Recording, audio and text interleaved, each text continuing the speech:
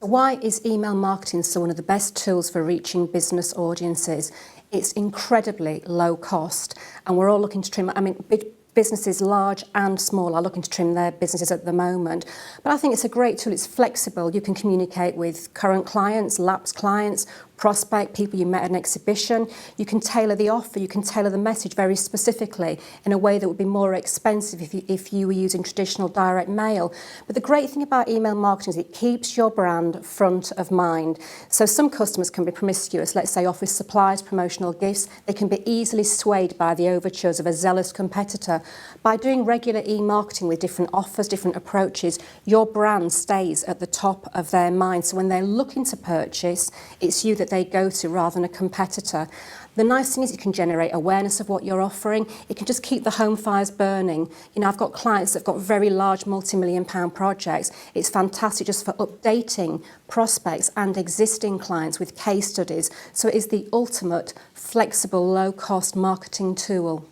So what are my tips for getting emails opened and responded to? I think the first thing is great data. Make sure that the people you are emailing have in some way consented to receive information from you so that when your message pops into their inbox on their mobile phone, they don't recoil in horror thinking, how did they get my details? That's really important. Then there are some basic, simple things that you can do. Put your business name in the actual headline, because if they've consented to receiving emails from you, you need to stand out from the spam that's being sent to them. So our latest special offer from and your actual business name. The words you and your in the headline have been proven to increase open rates as well. But what happens when you've opened up that email? You've got to make sure that your introduction, that first few lines, really tell the story of the headline. So if you're writing with a special offer to say your trade stock, you should say, Dear Dee, I'm writing with a genuine special offer, July only for our trade stockists that will double your margins. Make sure in those few lines you really encapsulate the benefit of what is in that e-marketing that you've sent. Use bullet points with links. Don't just say click here, find out more now.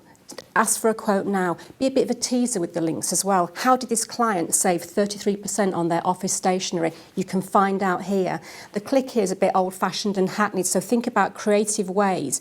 It's really about enlivening the mind of the recipient to receive your sales message, so be a bit clever in terms of those links. Have a sign-off, make it your name, not just some invisible person, Sarah Payne, founder, Dee Blick, owner of the Marketing Gym Limited. So it really looks like it's a very well constructed communication, not that dissimilar from a good sales letter.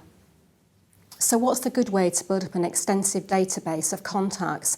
I would say, first of all, look within. You've probably got many rich sources of data that you're not currently taking advantage of. Look at your website. Are you capturing data from contact forms, from subscriptions to your blogs, from downloads of your brochures or leaflets? That's information you can gather and put into one place for communicating. Look at things like when you go and do an exhibition, you must get lots and lots of data, lots of business cards that, again, you can gather for subsequent e-marketing too. There are also ways in which you can augment your database. It may be you don't have enough prospects, you don't have enough customers to mount a lot of effective e-marketing campaigns. So use a list broker that belongs to the Direct Marketing Association, which is some guarantee of a high quality list, but don't buy or rent data until you've found out how old are these email addresses, how were they sourced, how often is the data cleaned, can you get the email address and a named contact, so it's Dear Dee, at themarketinggym.org. Again, that will make the responses to your e-marketing campaigns much higher if you've got the actual name. Don't buy too much data. You might not need a telephone number if you're not going to follow up by telephone. So think about, how much data do I need? Ask for a sample from the list broker before you commit to buying any e-marketing addresses, so you can see how recent the data is. Find out what their bounce back rate is. Do they guarantee that 95% of those email addresses will be current? You really want those guarantees in place, because the last thing you want to be doing is buying or renting data that turns out to be a dud. If you can do this, then make sure that your data, both data that you've imported in, data that you've gathered, segment it into a CRM system. You don't want to be mailing lapsed customers with a message about as a blog subscriber. Again, I mentioned the brilliant value of e-marketing is that you can tailor messages, you can tailor campaigns to niches for a really low cost. So make sure that your contacts are categorised, that your VIP customers are separate from your ordinary customers. You don't want to offend them with a sort of a tawdry offer that really would be inappropriate. So once you've got all that data, make sure it's segmented and clean.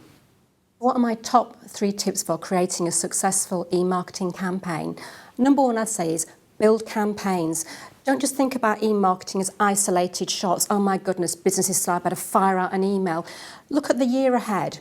Think about the things that you can communicate to your customers, to prospects that will be of interest to them. Are there particular months when you should have a specific message? So plan campaigns. Will it be a blend of salesy messages and information, sharing case studies? When you start to look at it as an ongoing campaign, 12 months worth of e-marketing, it becomes a more high value project than the odd shoot from the hip email. Oh my God, business is slow, we better get something out there.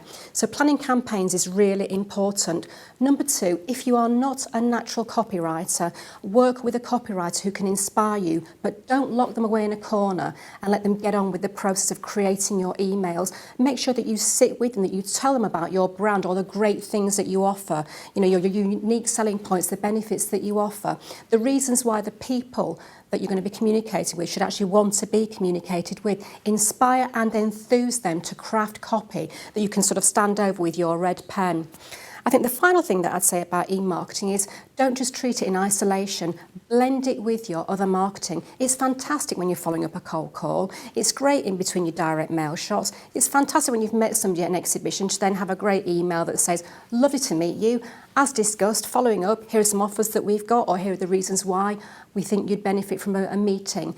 On that continuum of behaviour, which is awareness, interest, evaluation, desire and action, e-marketing can be really powerful at moving a person to the evaluation point. It's great after that meeting of moving them to the desire point. So think strategically about how you can use e-marketing as part of a bigger blended marketing approach.